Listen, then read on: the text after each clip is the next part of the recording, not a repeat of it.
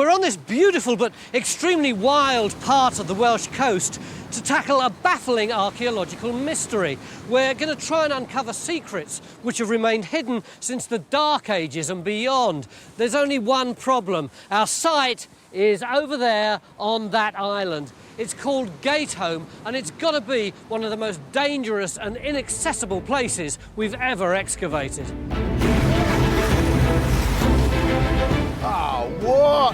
That is stunning. Oh, yes. It's lovely, isn't it? Well, my heart's definitely beating faster. All in the name of archaeology. I'm actually quite excited about this. That is fantastic. Incredibly, Gateholm seems to have been inhabited, although whether it was by Celts or Vikings or Druids, no one knows. Who would want to set up home over there?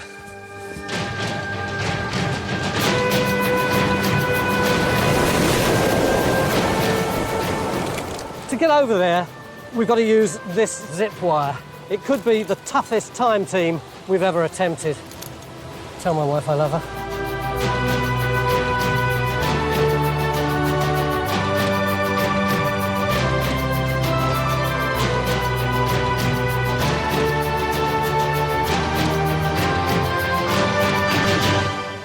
OK, we're going to go now. Will the archaeology be worth risking my life for?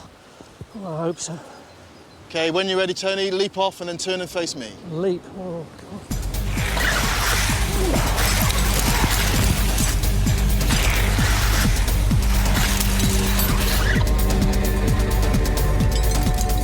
Well, I'm still alive, but something tells me the original islanders must have had another way of getting home.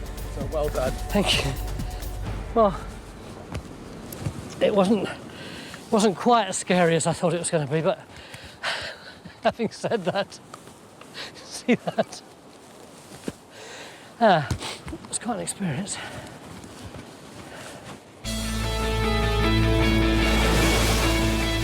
Gateholm's so difficult to access, we've had to send in an advanced team of climbers to set up a 300-metre long zip wire. Every archaeologist and every piece of kit will have to cross on this single line. It's a slow and hazardous process. Excavating this precipitous and exposed rock will be a serious challenge. Francis, you've already started digging. Well, Tony, I can't wait for you all day. I mean, it's now, well, gone noon. Yeah, on day one. On day one. And you've dug that much.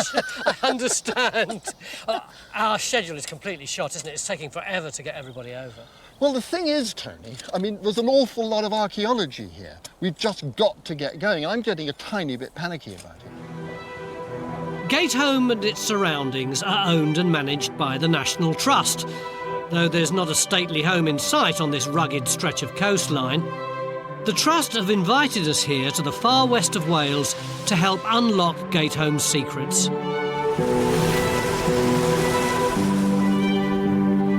We've surveyed the island from land and air. Geophysicist Emma and new member of the team, landscape archaeologist Alex Langlands, are examining the results.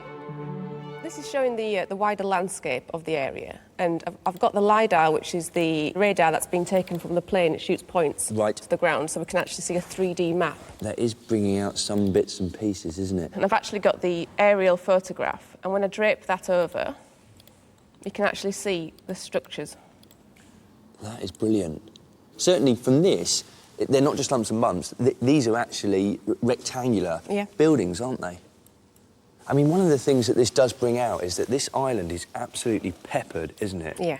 With structures. Mm. And if they're all of the same period, this would have been quite a busy place. So at some point in history, human activity left traces all over this small rock.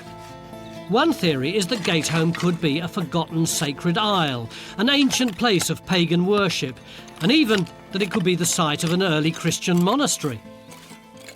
Could this have been a ritual site? I think that's fairly likely, Tony. Yes, I do. But I suspect, like a lot of religious sites, it was actually placed on a bit of landscape that had been sort of important, magical, if you like, for a very long time. So not only have we got a mysterious and perhaps sacred isle, but on the mainland, a mere quarter of a mile away, is another significant monument. With curved earth banks and ditches on one side and a sheer cliff on the other, it looks like a classic Iron Age promontory fort. As if our job wasn't tough enough already, we're going to excavate here as well. To help Francis site his trenches, John and his geophysics team are busy surveying the fort's interior. While waiting for the geophys results to come in, Phil organises a field walking team to scour the area around the fort, with unexpected results. Oh, what? Oh, what? Oh, what? That is stunning. You stick that in the end of an arrow shaft, yep, or something like that, and you have got a very, very lethal, absolutely lethal projectile point. If ever we needed to be proven that we're into the Mesolithic, yep, this is it. It's also vital evidence, proof that this site could have first been inhabited up to 10,000 years ago, far earlier than we thought. Over on the island of Gatehome, Francis is using aerial mapping to position his trenches.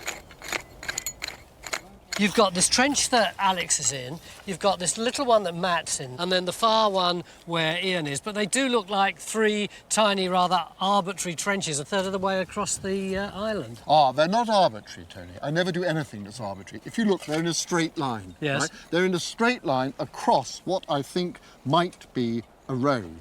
You've got this, you can see this from the air, and I've put the trenches in a line across the road like that. Now, why do you think that that is a road? Well, these little boxes are, I think, rooms of houses or monk cells or something like that. And then they're on either side of a space, which I think is a roadway. Where do you go next? The next target, I think, is going to be this roundhouse here. We'll put a trench in that. That's important because I'm pretty sure that's going to be Iron Age. If we can find evidence of Iron Age settlement both here on the island and on the mainland fort, we may establish a link between the two sites. Two earlier digs on the island in 1910 and 1930 didn't come up with any convincing conclusions, but there were some great finds. Our other new team member, Mariana Hotter, is examining the evidence. There's some really remarkable objects here. Alan, tell me more about this one. It's a bronze pin. It's probably a cloak pin, almost certainly Irish. All the best parallels are from Ireland, a small number from Scotland, and they belong within that general post-Roman pre-Viking period, so possibly from the 5th, maybe as late as the 8th century. That's not the only incredible artefact, is it? Look at this. This is absolutely fantastic, isn't it? It's a really beautiful bronze stag that was discovered on the island. What's the significance of the stag shape? Well, it's really interesting. We don't know for certain, but it could represent hunting, but it may well also have some kind of ritual significance as well, some religious significance. So ritual significance, that ties in with this quite extraordinary stone phallus. This was discovered in one of the huts when they were excavating, and it was actually placed upright, symbolising either fertility or it's there for good luck. We know that the Romans quite often used phalli to bring them good luck. So this range of artefacts, it's quite incredible, isn't it? We've got the phallus, the pin, the stag, all coming from this very small area. There's some reason why people are returning to this site here. Based on these finds, we can tell that the island was occupied from the mid to late Roman period, 200 to 410 AD, into the very early Christian times of the 5th and 6th centuries. But we may also find signs of earlier or later occupation. It's not very strong. With the geophys survey on the mainland fort completed, Phil de Francis. Phil's impatient to get digging. Yes, Phil? We've got a geophysics part over here. We want you to come over and authorise us to put the trenches in. I'll be over there in a couple of ticks. Okay. That's all I want to know, a couple of ticks. While our site director heads back to the mainland, the island team keep digging. And Rakshar thinks she may have hit the jackpot. How are the finds going? Have you, Do you know what? It's been brilliant. Absolutely brilliant. If you open out your hand and... Yeah. check it out. It's all the same port. Right. That is fantastic. I'm actually quite excited about this because we dug a site in Cornwall and we were finding pottery that looked very similar to this. Right. And that site was a bit of a centre for imports. And that pottery was dating to post-Roman period and some of it was coming as far away as Byzantium. Right. So I'm really excited. I'm really hoping that is that. That is fantastic, actually. Rakshas pottery will help us date the island's settlements, while earlier finds like the stag and the phallus are clues to what went on here. We think Gateholm may have been a ritual site in Roman and even prehistoric times. So on the mainland, Mary Ann is recreating the context in which the phallus was found. And it was just rammed into the earth? It was just rammed in upright into the earth. It's not easy, is it? No, it isn't. And you pack up the earth around it to make sure it stays upright. What's the significance of a little shrine like this? Well, the phallus clearly is a fertility symbol. There it is rammed into the earth. You can't get more symbolic than that, can you, with the sort of Mother Earth and the phallus and everything arising from that. So it's actually quite a splendid thing. It is, it certainly is. And I think that the phallus here is possibly mirroring the whole shape of the island. I think the whole shape could have been an enormous phallic symbol of prosperity and fertility. Leaving behind our penile island for the moment, Francis arrives at the mainland fort. About time too. Where have you been? Where he's hoping John's geophys results will give us some good targets. We've surveyed the plateau. Yeah. And to be honest, the results are a bit confusing. I mean, what would you expect in that area? Well, behind the ramparts, I'd expect evidence for settlement, pits, houses, that sort of thing. More interesting are these. Could this series of indistinct blobs really be signs of a domestic settlement? I'd say let's put a trench across that possible settlement response and a trench across one of these possible pits. Yes, no, I agree. I think the possible pits are very important, for no other reason that they're near the entrance. Yeah. So, I mean, I think they will date the site. Francis approves the position of the first two trenches, one just inside the entrance and the other at the centre of our Iron Age promontory fort. But Phil's made an important find and now thinks the site could have far earlier origins. I've been doing a bit of field walking with one or two of them over there, and I can prove that people were living up here before the Iron Age. We've actually got some finds. Look what we got there. That is a pebble hammer. They're a bit dodgy to date, but there have been some that have turned up on Mesolithic sites. So we've got occupation here at least, let's say, 8,000 years. So let's not just assume that everything that John sees there is Iron Age. This is very exciting, Phil. It's stunning. I know, it's going back in my pocket. Well, let's get cracking on these Two trenches, then. Two trenches, yes. Yep. You can go away again now. Oh, thank you very much. Oh, we don't need you anymore. With the trench strategy approved, Phil calls in the heavy mob to start digging on the mainland fort.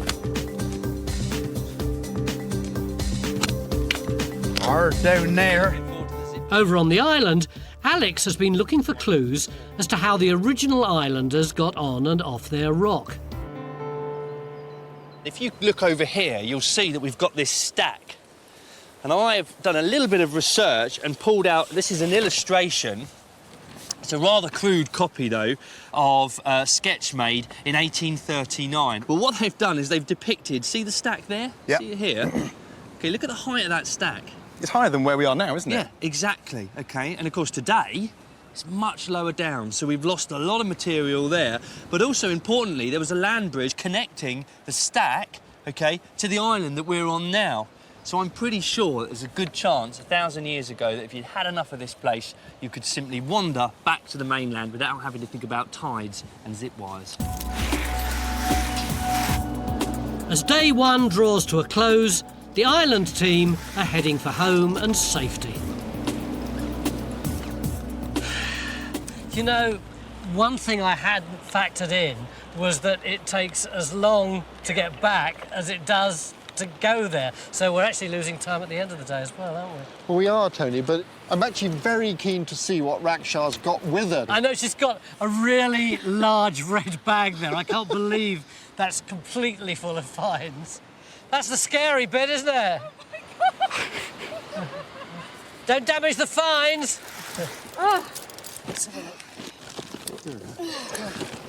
Hang on, I'll get Danny over. Danny! Hello. Danny. Hello. Have a look at this stuff. Oh, wow, this is exciting. Tell me about it. This is like Christmas, isn't it? I'm really, really excited about this, mainly because I think it might be imported. Oh, yeah. It's certainly not prehistoric, is it? No. It's not prehistoric. It's not, Is it? No, not that colour. No. Well, that is a really nice bright orange colour, isn't it? So Yeah. it's definitely not prehistoric. Nope. And at first glance, I mean, it'd be nice to get this cleaned up and washed, but it does look like it's Roman. Yay! This morning, we thought we had an early Christian settlement, but now it looks increasingly likely to be Romano-British. So we've had some fantastic finds today over there on the fort, and we've had some great finds that have really made Raksha's day over there on the island. The question is, are the two sites linked? Hopefully, we'll find out tomorrow. If you'd like to see more episodes like this, you can make it happen. Our new target is to reach 15,000 worldwide supporters on Patreon by the end of 2025. This will enable us to continue expanding the Time Team world. Enjoy front row seats for the greatest show on Earth and under it.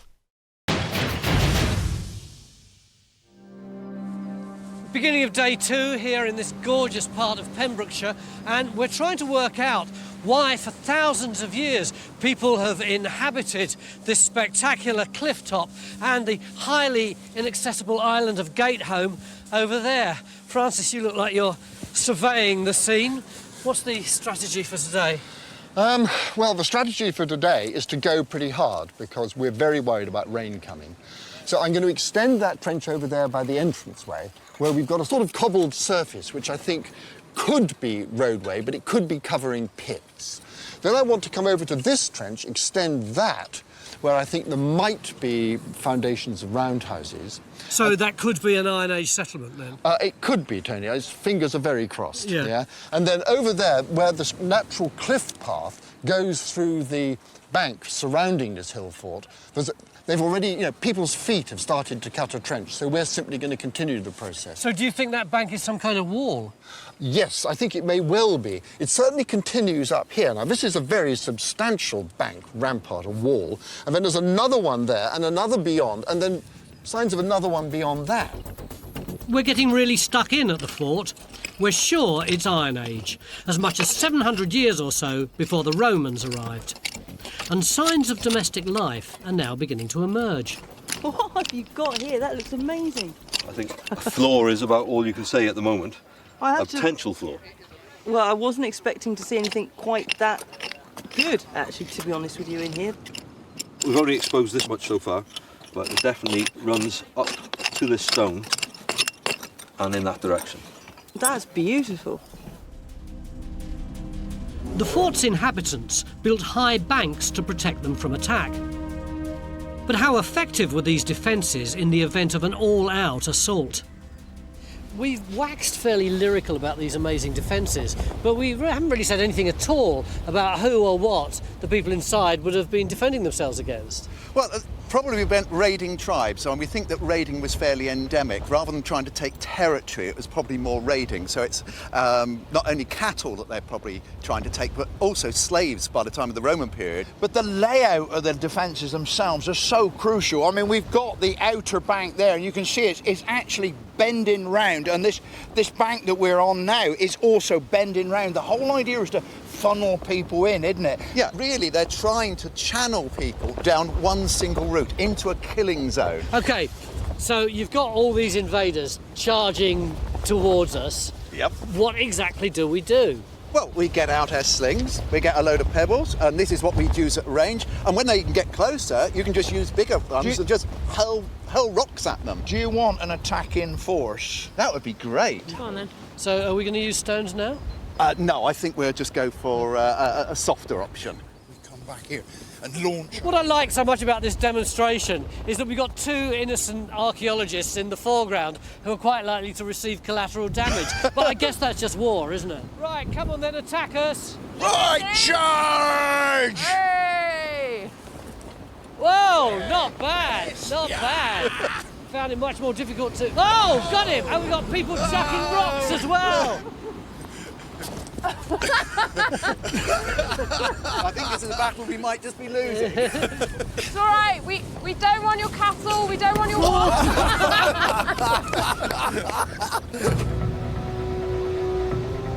Before I fall victim to further tribal assaults, I'm making a break for the island on the dreaded zip wire.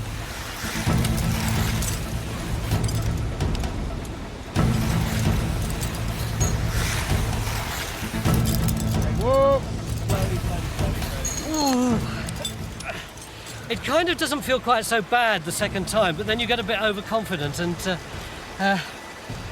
look down. Oh, I'm glad that harness is released from in there now. I can't quite walk properly.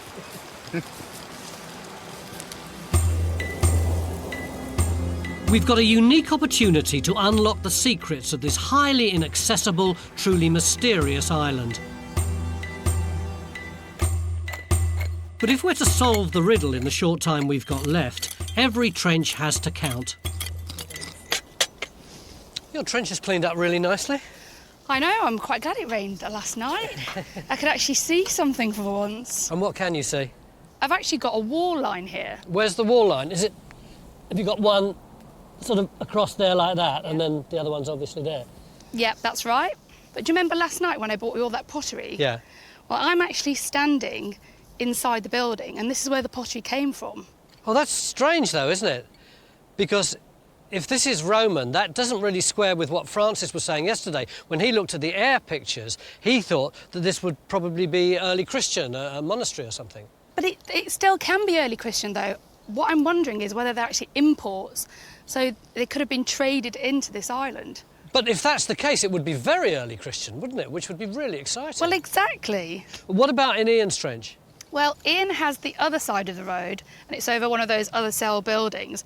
But it's a bit weird, because all the finds he's getting are prehistoric. They can't have stayed here that long. Oh, well, exactly, and it's like only, 4 metres away? Yeah. It's really weird. You know, often, by this stage on Time Team, I'm getting really nervous because there are so many unresolved issues. But on this island, I kind of like the fact that it's so mysterious. I know. What's going on? It seems that generation upon generation set up home on this exposed rocky outcrop. What drew them here? And was there once a link between the people living here and the community at the mainland fort? Maybe Matt's trench can give us at least one of the answers. We're on the edge of this roundhouse here. Oh, so this is Iron Age? Well, that's the idea, yes. We've got the small wall in front of me here, and if you look very carefully, you can see it coming round just behind me there. It's quite small, only about 4 or 5 metres across. And on the inside, we've got what looks like a clay floor coming here. Any finds? Yes, just a few minutes ago, this great find came up there. Now, it's either a spindle whorl, or I think that actually it might be a bead. If you hold it up to the light, you can see it's like amber or something. The light shines through it. Oh, it's lovely, isn't it? Look at the other. Oh, there's some little marks on it here. Yeah, these little black marks. I'm not quite sure if they're a pattern on it. Or just a bit of fungus, it's hard to know. If the bead turns out to be of amber, it'll be an important find. Amber's a high-status material, so the bead, like the phallus and the stag, could be evidence of ritual practice. This island seems to get ever more mysterious, but there's still no sign of the monastic site earlier archaeologists thought might be here. Halfway through day 2, and there's still a lot of work to do. Join a thriving worldwide community of Time Team fans on Patreon. Our new target is to reach 15,000 worldwide supporters on Patreon by the end of 2025. This will enable us to continue expanding the Time Team world with more digs and greater access than ever before. We're off the Pembrokeshire coast on the very mysterious island of Gatehome, and not the least of the mysteries is the fact that we appear to have some kind of street here. We've got a trench open on either side. On the western side there appears to be some sort of cell where Rakshas found Roman pottery, but on the eastern side there's another small room where we've got prehistoric finds. What's even doubly curious is the fact that, according to earlier archaeologists, this was neither Roman nor prehistoric, but part of some early Christian monastic site. So what on earth's going on, do you think, Francis? It's a bit confusing, Tony, but I think we're about to crack it. We are in another little room here, but we have a ditch. Now, this ditch that Ian is working in is absolutely fascinating, because I think it's probably Bronze or Iron Age, and it goes with the material that we were finding here yesterday, okay? Now, what's interesting about this ditch is that it's been filled in with large quantities of rock, deliberately filled in. Now, why do you fill in a feature like that? You don't do that if you're a farmer building, you know, a barn or something. This goes with something like either a Roman settlement or a monastic settlement where the land has to be prepared before other structures can be erected. So, an early big ditch with a monastery on top of it, could it still be a sacred isle? Yes, I think it could, Tony. I'd like to find some early Christian material to be sure of its date, but it's not impossible yet, you know, so we still could have a monastic settlement. The settlement could still prove to be early Christian, so 5th to 7th century, but it seems more likely to be mid-Roman, 2nd to 3rd century. Civilizations have come and gone, but since the dawn of time, this exposed spot has endured the brunt of the weather coming in off the Irish Sea. Despite today's threatening skies, we're working flat out. At the entrance to the fort, we've dug down half a metre, but there's still no sign of a pit. Excavating the defences in the outer trench, we're looking for finds to help date the site. And in the centre of the fort is emerging more of what we believe to be the floor of an Iron Age roundhouse. Even in summer, this coast can be a hostile environment. One reason why our ancestors set up home here may have been the abundant supply of wild food available to supplement their diet. Andrew, on a day like today, it's not the most fun thing to go foraging for food, but let's be honest, that's what the ancestors had to do. They couldn't sit inside when it was raining. No, that's true enough, but you don't come to Wales for good weather. And, yeah, you're right. Back in the Iron Age, you couldn't have just sat around watching TV because there wasn't any TV, and of course you'd have had to be out looking for food constantly, maintaining the defences and, you know, just doing things to stay alive, really. Mary Ann and Andrew are foraging for our supper. We've got this one, it's silverweed. It's called silverweed because of the colour of the underside of the leaf there. You can eat the leaves, they're not particularly exciting, but the useful part, particularly from a sort of survival point of view, is the roots. It's a good starch source, so it's carbohydrates. Oh, it's like French fries. Oh, really? No. This sort of foreshore landscape, this is where you get limpets, mussels, cockles. Yeah. Oh, there you go. Oh, look at that. They're a type of snail, basically, and when the tide comes in, they'll kind of creep around, suctioning themselves to the rock, sucking all the algae off the rock. So they're not bivalves, but they're not as risky an endeavour to eat as things like mussels and oysters and that sort of thing, which can concentrate toxins from the water. So these are a really safe, really good food source. Oh, look at that, that looks fantastic. Combining foraged plants, limpets and seaweed with a leg of local lamb, Mary Ann and Andrew are cooking an Iron Age meal for us. Certainly nutritious, but I'll reserve judgment on how it tastes. Up on the cliffs, it's time to check in on progress at the fort. Phil? 10 o'clock I was here last, and now it's almost the end of the day. How have you got on? Really, really well, Tony. I mean, we got 3 trenches open, and they're really, really interesting trenches. And funnily enough, they're actually all telling us something about different important aspects of life on the promontory fort. What do you mean by that? Well, this is our first trench, yeah. and this trench reflects the entrance. You've literally just come through it. Yeah. They've put down a lot of hard standing, and so as people come through, they disperse across this hard standing into the main part of the fort. OK, so that's trench 1. The second aspect of the fort, which is obviously crucially important, are the actual people that lived here. Yeah. So here we're actually looking for their houses. That's this trench over here? Absolutely. What have you got? Well, the first thing is this feature here. This cropped up when the trench was a lot smaller, so we've opened it up. Now, we don't really know what it is, but there are some people that like to think that it might be a hearth. If it is a hearth, it's going to be in the central part of a roundhouse. So what we've done is extended the trench far enough in that direction, so that if there's a wall there, we should be able to find it, and that would then confirm that we are actually dealing with a roundhouse. OK, that's trench 2. What about trench 3? Well, trench 3 is all about the other important part of life in the hill fort, and that is the defences themselves. And what we've got here is a section through the bank of the ramparts, and you can actually see that right at the front end there we've got some really, really big stones actually strengthening the front of the bank. And what we want to do is get through that, see whether we can see any finds underneath the bank that might tell us when this bank was put up. Does that mean you haven't got any finds at all yet? We've got a few scraps of flint which probably relate to the Mesolithic people that were living here. We've had no bone, but that's not really surprising. The soil is so acidic the bone wouldn't survive. Also, interestingly, it had no pottery. Now, the Iron Age people would probably have had no pots at all. So the sheer fact that we've had neither pot nor bone is significant. Tell me, what sort of pottery have you had on the island? Roman. Exactly. The Romans were on the island, but the Romans were not here. The people that were here were undoubtedly the people that were living here before the Romans came. While most of the team head for the pub, a few of us are under orders from Mary Ann to attend her Iron Age picnic.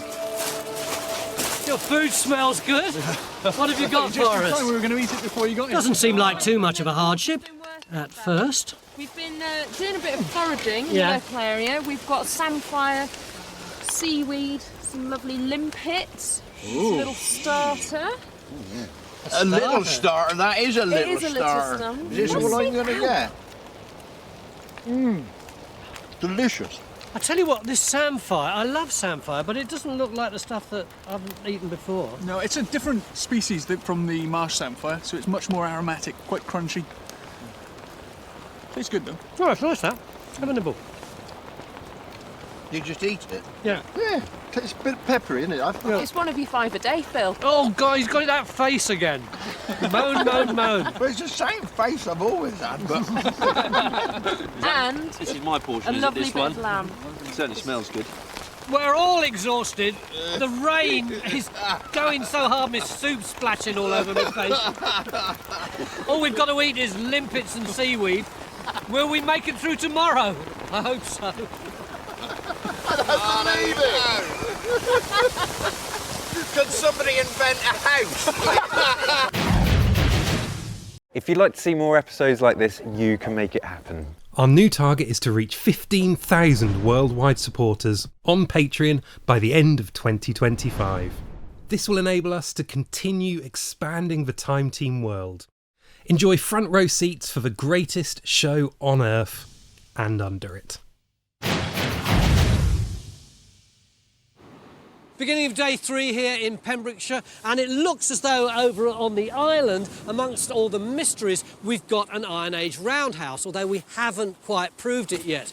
Looks as though we might have another one over here too, where Phil's been digging, although that's Phil's instinct, we haven't been able to confirm it. But if during the course of the day we can prove that we've got 2 Iron Age roundhouses, then we'll be well on the way to establishing a link between what was happening over there in the Iron Age and what was happening over here. Meanwhile, in this Promontory Fort site, things have been getting more and more interesting. It looks as though we've got some really sophisticated defences, and all this is part of them, isn't it, Francis? Yes, it is, Tony. We're right in the heart of the defences here. We've got the main ditch coming through. We've got at least 3 sets of ramparts. And what I'm interested in here is is there a path leading to the main entrance coming along this outer bank here? What, so this walkway would link up with that enormous bit of hard standing that Phil excavated yesterday? Yes, I think hard standing means roadway, I think, in that case. And what I'm hoping is when we get to the bottom of this bank, we'll come across more of that road. It would be great, wouldn't it, if we could get a sort of 100-yard snake of road leading right through into where the habitations are. It would be fantastic, absolutely fantastic. But the thing is, Tony, you've got to realise that these defences aren't just about sort of military operations, they're about impressing people coming in to visit whoever was living in there. It completely overturns all my prejudices about what might have been going on in Wales during the Iron Age. I'd thought there would just be a handful of people sitting on the cliff eating winkles and limpets. This, Tony, is no backwater. It seems Francis is right.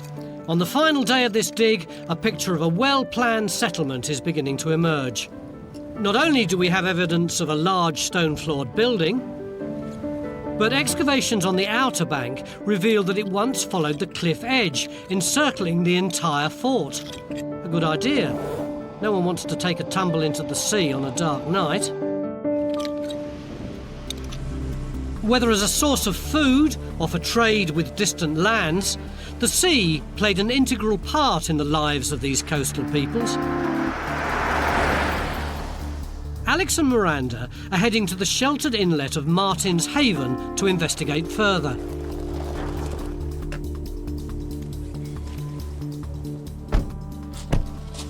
Some pretty windy, twisty lanes there, Miranda. Yeah, here we are, this perfect natural harbour, and you'd get around by sea. You wouldn't bother with the lanes, you would just use a boat. It'd be so much faster, wouldn't it? Much faster and much easier. And of course, we're only a stone's throw from our fort as well, so it's highly likely that a bay like this would have been used by the people that lived there. Well, the fort and a gatehome, I think. Right. Yeah, definitely. But just so happens we've got a boat waiting Excellent. for us to take us for a spin around the bay.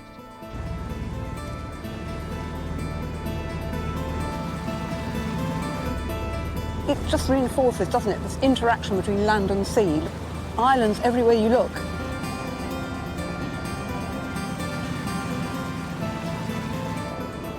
We've now drawn up in front of Gatehome. Yeah, look at it. It's amazing seeing it from the sea, actually, because you get this incredible feeling of the connection of the sea and how important the sea must have been to these people. Yes. It just brings it really home to you how much the sea is a highway. The whole of the Irish Sea is sort of busy with boats all the time, connecting and meeting people and sharing culture. This is a central hub for Ireland, for Cornwall, for Brittany, for the rest of West Wales. Yeah. So, really, you're talking about a kind of, ancient motorway, really. Excellent. One of our key archaeological aims is to establish a link between the island and the fort. We've got promising signs of Iron Age buildings on both sites, but have we got proof of a connection? Phil, yesterday you said this was the trench where we'd got evidence of Iron Age settlement. Are you still happy with that? I am absolutely over the moon about that, Tony, because I was right. Except in that where I thought the house was has moved. If you remember yesterday, I told you I thought that was going to be a central hearth. Yeah. It is not a central hearth. What we think now is that it is a four-sided stone box, of which we've only got one stone. And this thing would have been possibly lined with clay and filled up with water. They're very, very common on Iron Age sites. I mean, some people use them for cooking, some people think they were used for saunas, some people also think you can use them for brewing, which is right up my street. It's a lovely little domestic image, isn't it? That people were sitting around here eating their seafood, drinking their beer and having a sauna, although presumably not all at the same time. No, absolutely. But unlike us having our fish stew on the beach last night when we got rained upon, these people had a roundhouse. You have established that this is a roundhouse? Absolutely, because we've actually got the foundation trench of the roundhouse. And you can see with that pin in there with number 16 on it, that is the entrance. And if you look down there, the doorway is pointing directly at the entrance to the fort. And once you've got this bit in your mind, you can actually trace it coming round here on the geophysics, and you can follow it round. It gets a bit fuzzy in here, but you can see it coming round here, and it gives you a roundhouse of about 8 or 9 metres, which is a classic size for an Iron Age roundhouse. So we need to prove the existence of an Iron Age roundhouse on the island before the end of the day. But the frequent torrential downpours are adding pressure to our ever-tightening schedule. The bad weather hasn't deterred Cassie, who's still excavating the area outside the entrance to the mainland fort. Cassie, I thought we were meant to have a road here. That looks like bedrock. Well, it is bedrock. You're dead straight on this. But if you look up here, we've got some slightly more rounded stones on the top, and you know, it's just generally more warm, whereas down that end it's far more angular. It's where the foot traffic's been on the bedrock. They're using the bedrock as their metalled surface effectively. I must admit, Cassie, it does look very much like a footpath. It is very much worn. I'll buy that, you know. Excellent. 2,500 years ago, Cassie's path, cut into the bedrock, would have led past a series of stone-faced banks, each topped off by a fence of woven hazel, to a pair of high wooden gates. Nestled inside the fort would be at least half a dozen roundhouses. Quite a substantial and important settlement. And now for my final leap of faith. The last visit to Gatehome. We've got to get everything off the island as quickly as possible. And we just don't know whether we're going to get all the archaeology done in time, particularly as the weather forecast isn't all that great. But quite frankly, I'm a little less worried about that than I am about getting to the other side in one piece.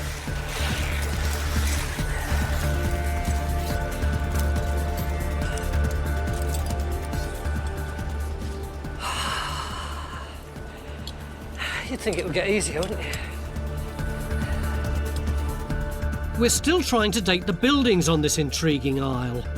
Was Gatehome once a sacred place? And can we prove a connection with the mainland settlement? We need some answers fast. Let's hope Matt's roundhouse is Iron Age. Matt, is this trench all wrapped up now? Pretty much, yeah. We've nearly finished the recording, that's it. Last time we were here, you'd only got this top bit, hadn't you? Yeah, we extended out this way because we thought we might have the doorway. So we took it another, nearly a metre. You can see the curve of the wall coming round here, but there's no doorway. So whatever it is circular? It is definitely circular, yeah. Francis, you put this trench in because you wanted to try and establish whether or not we'd got an Iron Age roundhouse. What can we say? Well, it's certainly a roundhouse, Tony. Quite a substantial one with large turf-built walls.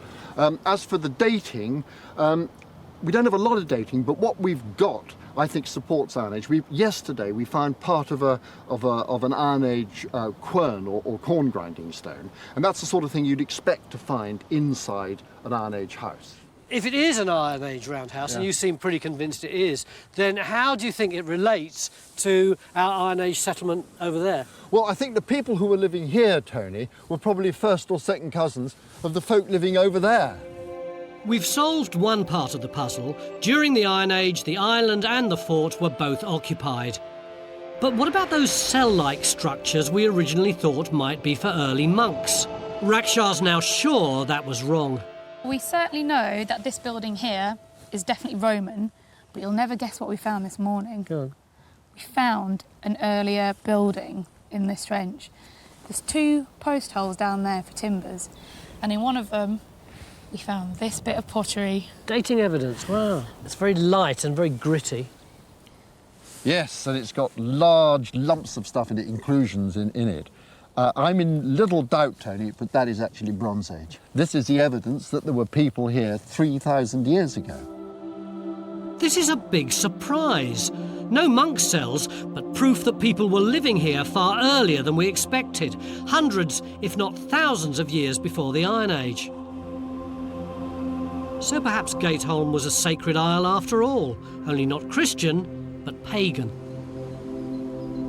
Among the 50 or so finds this digger's thrown up, the bead found in Matt's trench on Gatehome is the most intriguing.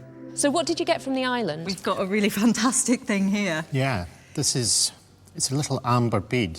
It probably, it looks a little irregular, which is in some ways one of the nicest objects and perhaps most mysterious. Amber's not a local material. It's found originally in the Baltic. To have amber turning up on an island where we really wouldn't expect it. This actually, it might only be a small thing, but it's actually really exciting, an amber bead that's travelled for miles and miles and miles. Prized by Roman emperors, amber is associated with the worship of the sun and was believed to have magical properties. And like the bronze stag and the stone phallus, our amber bead could have been a ritual offering to the gods. So we clearly have sacred objects, but nothing Christian. Francis, when we first came here, you showed me this air picture, which apparently was of an early Christian monastic settlement. And we appear to have a little roadway here and lots of little monks' cells. Well, it's disappeared, isn't it? We've just judged far too much off that aerial photograph. We've said, oh, buildings on a bit of rock sticking out into the sea, got to be monks. No, we're completely wrong. So what have we got here? Well, what we've got, Tony, is a substantial settlement. It runs right the length of the island, from over there to right down to the headland over there. There have been hundreds of people living here, and it was well laid out and well organised. As you've got that street there, I mean, this is a proper little settlement. So we now know that Gatehome wasn't always an island, but was once a rocky promontory, a busy settlement for possibly thousands of years. In the Bronze Age, perhaps 4,000 years ago, there were half a dozen farms. By the time of the Iron Age, Francis believes there would have been 12 or more roundhouses. And finally, by Roman times, the island would have been covered with many more buildings. Well, like all the best sleuths, we've managed to solve the mystery at the end of the story. So shall we get off this island quickly before the rain starts again? Hang on, aren't you staying to backfill? What, the trench? No, we'll leave that to you. See you later.